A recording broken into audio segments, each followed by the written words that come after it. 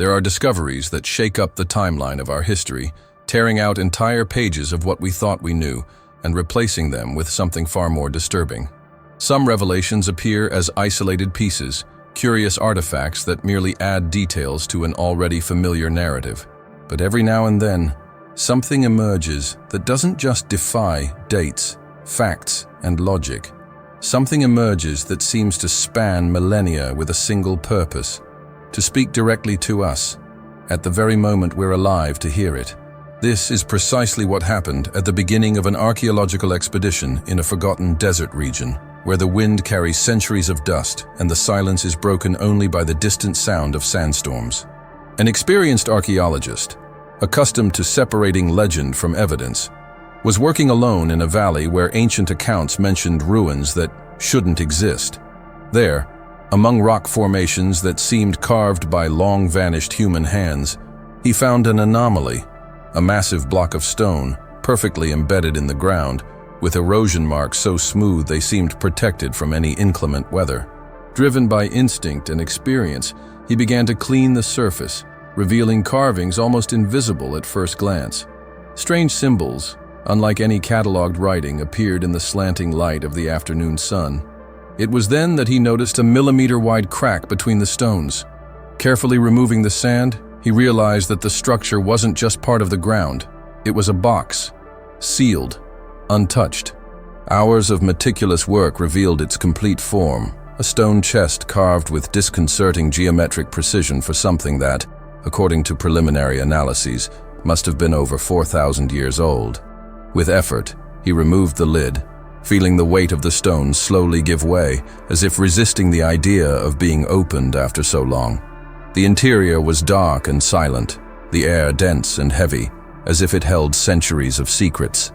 And at the bottom lay a bundle of yellowed sheets, bound together by dried-out strips.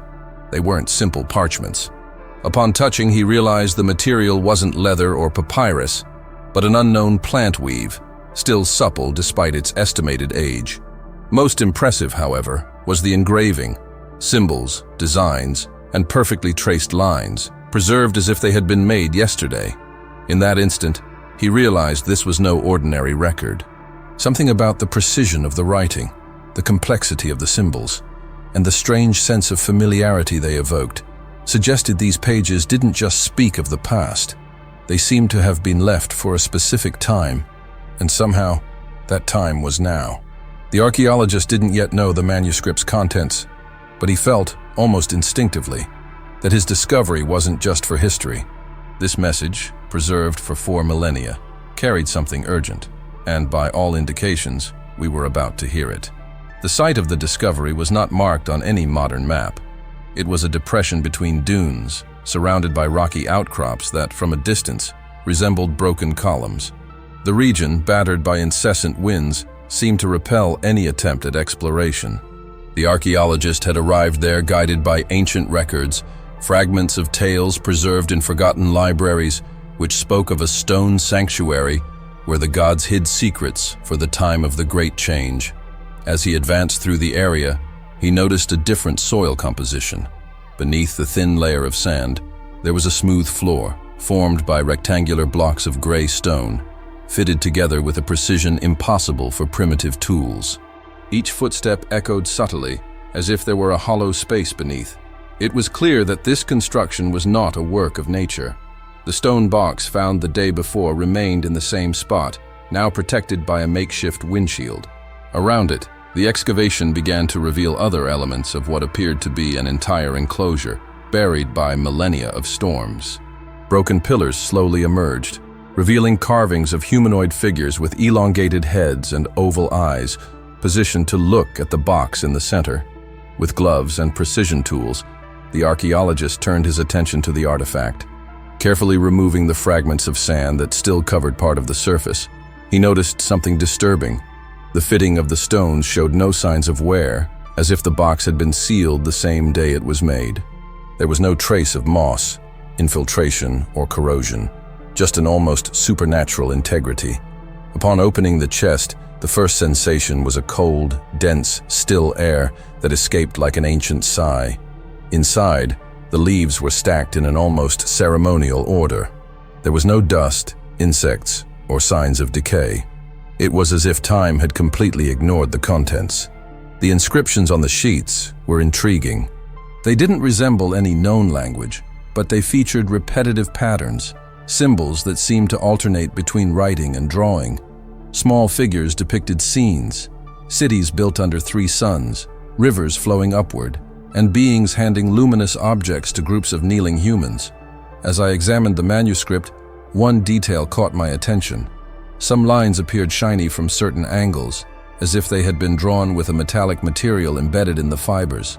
This shine wasn't gold, silver, or copper. It was something different, something that reacted to light strangely, changing hues as the viewer moved. At that moment, he was certain the box hadn't been placed there by chance. Everything indicated the place had been built with the intention of protecting the manuscript until it was found. And even more disturbing, the way the structure was arranged, with pillars facing the center and perfectly aligned with a specific point on the horizon, suggested that the revelation of that secret was tied to a very precise moment.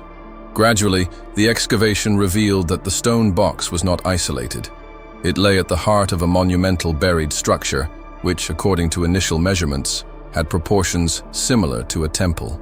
The walls slowly emerged from the sand, formed by blocks of polished black rock, so perfectly cut and fitted together that not even a knife blade could pass between them.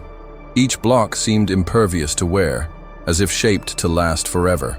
The archaeologist, accustomed to finding time-worn ruins, noticed something unusual there. As the interior walls were exposed, they revealed intricate reliefs, humanoid figures of imposing size, always depicted with disc-shaped crowns and cloaks that seemed to wave, despite being carved in stone. Surrounding them were celestial symbols, constellations, planetary alignments, and representations of two suns, one larger and one smaller. Historical records of the region were fragmented and imprecise. The civilizations that passed through left only legends, passed down orally for centuries, until they were partially lost. But one name frequently appeared in the stories of the desert peoples, the bearers of light. They were described as messengers from the firmament, bearers of knowledge and warnings, who descended in times of transition to teach or warn humanity. Ancient texts spoke of a shrine built in their honor, a place where heaven touches earth and where the message for the final cycle was kept. The stories always ended the same way. The bearers departed, promising to return when the signs aligned in the sky again.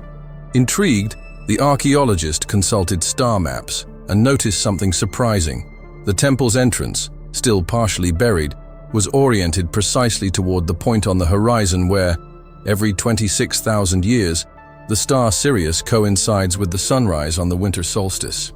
This alignment could not be a coincidence. Inside the main chamber, near the chest where the manuscript was found, there was a stone pedestal with a circular cavity at the top, as if made to hold a specific object, possibly a disc or artifact that was no longer there. Engraved on the base, a symbol repeated throughout the structure, 3 circles interconnected by lines that formed a perfect triangle. This same symbol had already been identified at other archaeological sites thousands of miles away, suggesting a connection between cultures separated by oceans. And strangely, all these cultures had similar legends about beings who came from the stars to teach and watch over humanity. The more I learned about the temple, the more evident it became that the manuscript box was not just an ancient object. It was the centerpiece of an architectural ritual designed to span the ages.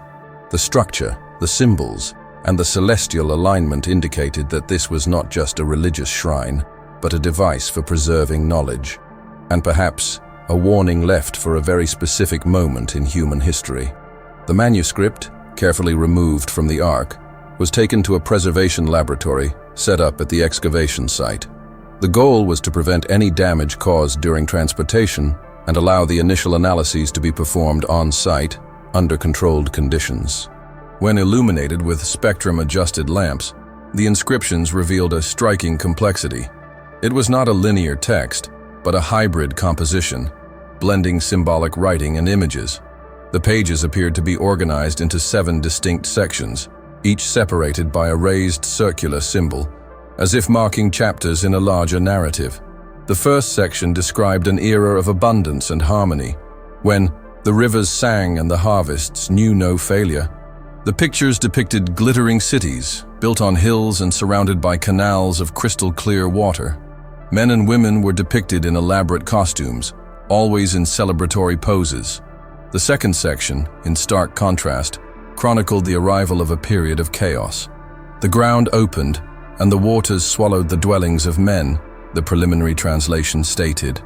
Images showed giant waves engulfing entire cities, volcanoes spewing columns of fire, and a thick darkness covering the skies.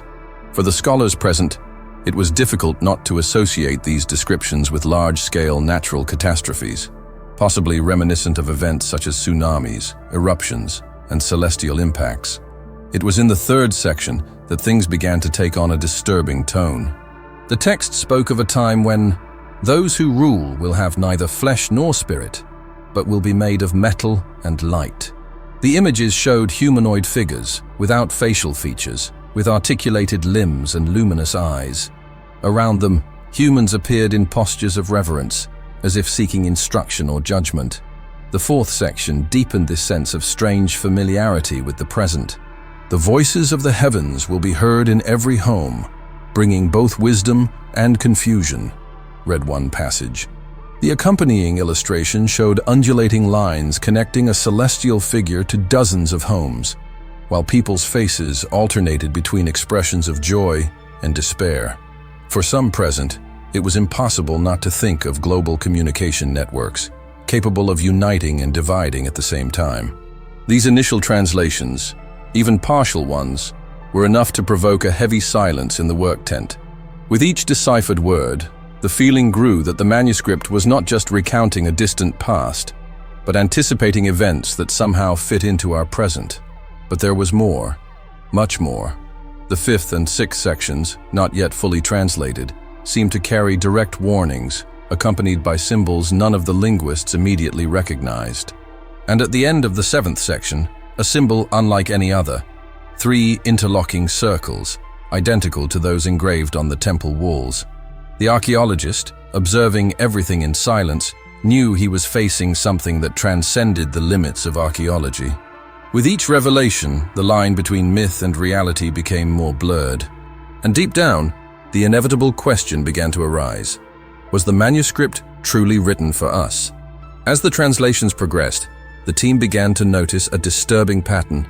The manuscript's descriptions weren't vague or metaphorical, as one might expect from an ancient text. They contained specific details that seemed to speak directly to contemporary phenomena. It was as if the pages described, with disturbing precision, events we are witnessing now. The passage about those who rule made of metal and light gained new weight when, in internal meetings, technology experts were asked to weigh in. To them, the description sounded like a surprisingly accurate metaphor for artificial intelligence systems and advanced robotics, non-human entities that already play decisive roles in the economy, politics, and even the security of entire nations. The most curious detail is that the manuscript portrayed them not as tools, but as leaders, suggesting a scenario where decision-making would be out of human hands. Another passage drew even more attention. The voices of the firmament will be heard in every home, bringing both wisdom and confusion. When analyzed in conjunction with the associated imagery, the interpretations converged on global instant communication, networks capable of transmitting knowledge in seconds, but also spreading misinformation and ideological conflicts just as quickly. An almost perfect parallel with the internet and social media. Scholars noted that the manuscript's narrative wasn't limited to facts, but also included social consequences. In a sequence of symbols, humans were shown debating among themselves, while celestial figures watched from above. This scene, open to interpretation, raised the hypothesis that the text spoke not only of technologies, but also of how they would shape the very essence of human coexistence. The archaeologist, who until then had kept his distance from more speculative interpretations, could not help but comment. If these symbols were made 4,000 years ago, either we are facing an unprecedented coincidence, or someone, at that time, knew exactly what would happen now. With that sentence, the investigation shifted in tone. It was no longer simply a matter of preserving and translating a historical document. It was a matter of understanding whether that manuscript was the fruit of common ancestral knowledge, a prophecy, or something even more complex, like a message deliberately sent to the future. For many, the biggest question became, what if this isn't the end of the story? What if the manuscript's subsequent sections, those not yet translated, not only describe the present, but also point to events that have yet to happen? The air in the lab grew thicker. The feeling was that each new translated line brought not just information, but a piece of a puzzle that, when completed, could redefine our understanding of our place in history. And as the sixth section began to be deciphered, it became clear that the content that followed would not only be intriguing, it would be disturbing. The sixth section of the manuscript was marked by a symbol unlike the others. A larger circle surrounded by 3 concentric lines, in the center of which was a stylized humanoid form with outstretched arms. Linguists noticed that, from that point on, the structure of the text changed.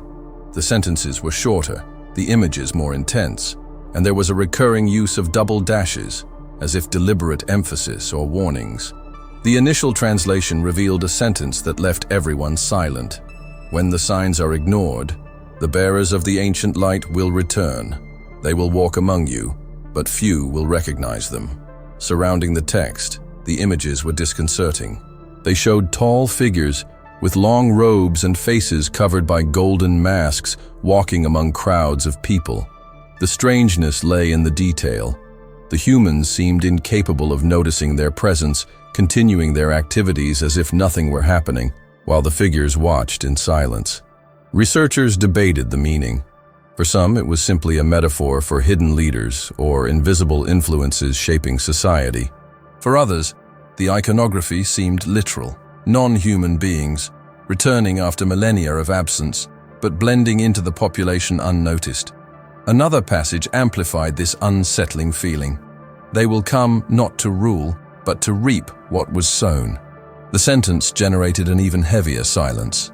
What harvest would this be? Knowledge, resources, human lives? The text didn't specify. The following images showed star symbols, planetary alignments, and a pattern of 3 moons on a horizon. Nearby, a group of humans gazed skyward with expressions of amazement and fear. The archaeologist, revisiting the alignments of the temple where the manuscript was found, realized that the pattern of the 3 moons coincided with a rare astronomical configuration predicted to occur in the coming decades.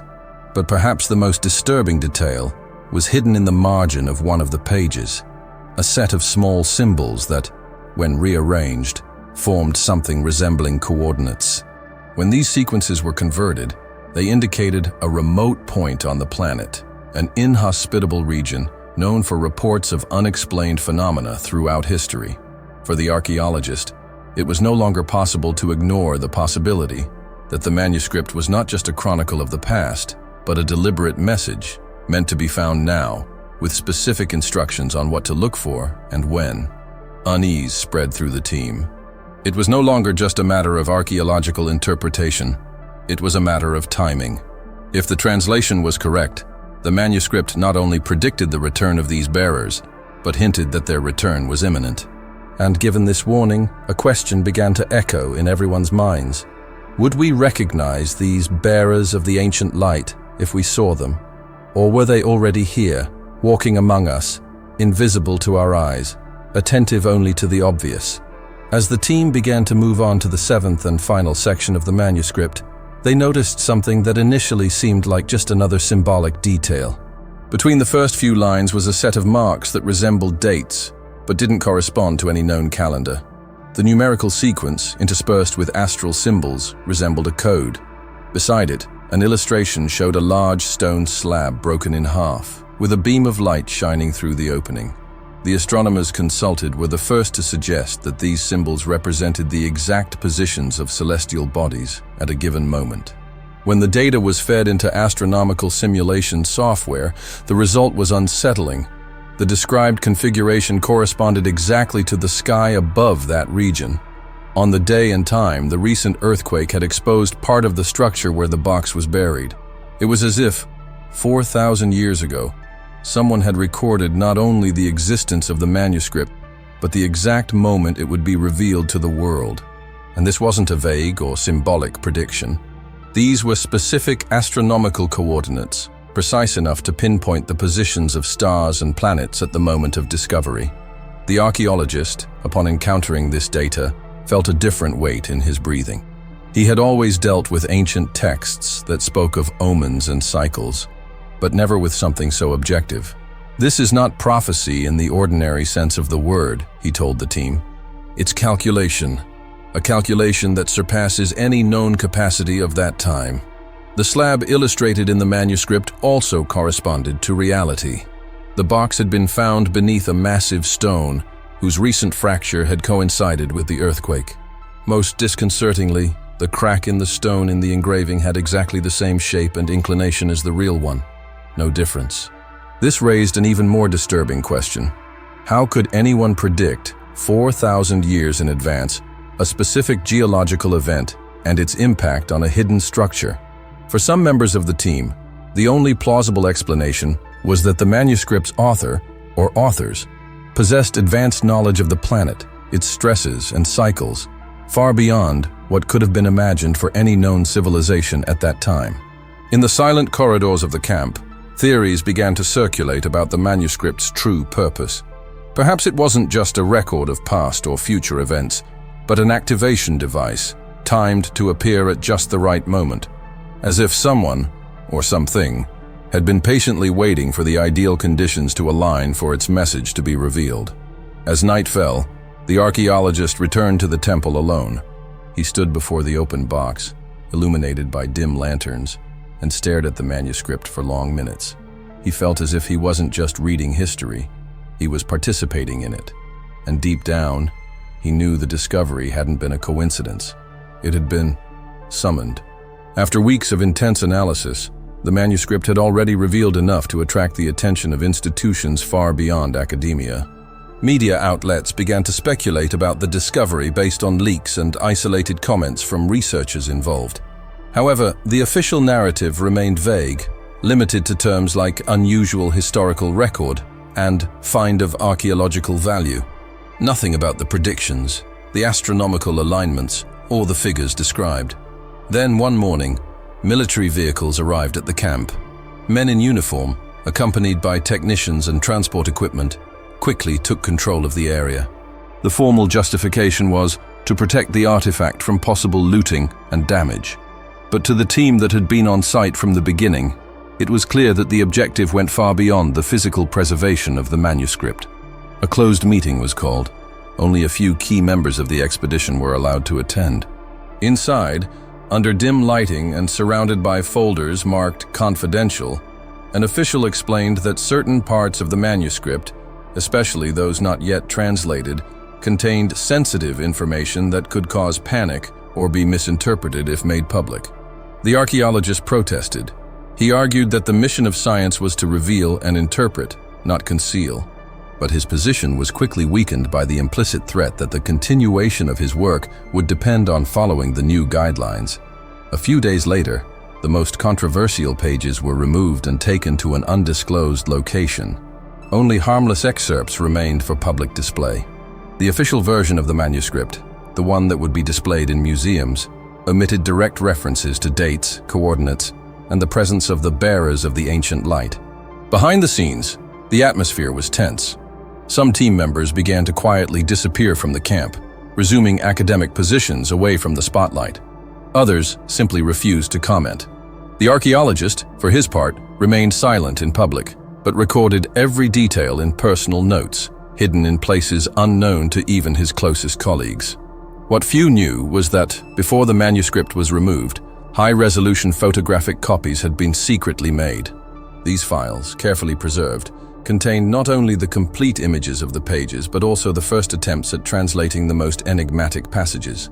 However, possessing these copies was a risk. Any leak could lead to severe reprisals. Therefore, the archaeologist decided not to release them immediately. "It is not yet time," he wrote in his journal. "The message has been guarded for millennia. You can wait a little longer, until circumstances require its release." But one question began to haunt him night after night. if such powerful authorities were willing to intervene and hide part of the message? What exactly was there that could change the course of the world so much? Even with some of the contents withheld by authorities, some laboratory analyses continued under strict supervision. The official goal was to confirm the manuscript's age and physical composition, but the results ended up exposing a new set of mysteries, all of which pointed to something far beyond the known capabilities of ancient civilizations. The first piece of data came from radiocarbon dating, applied to microscopic fragments of the plant fibers that made up the leaves. The tests, repeated 3 times to eliminate any margin of error, confidently indicated that the manuscript was approximately 4,000 years old. This confirmation alone was surprising, but what really caught everyone's attention was its state of preservation. Unlike any other artifact from that period, the material was virtually intact, flexible, and resilient, as if it had been produced decades ago. Under electron microscopy, it was discovered that the fibers were not identical to any currently known plant, living or extinct.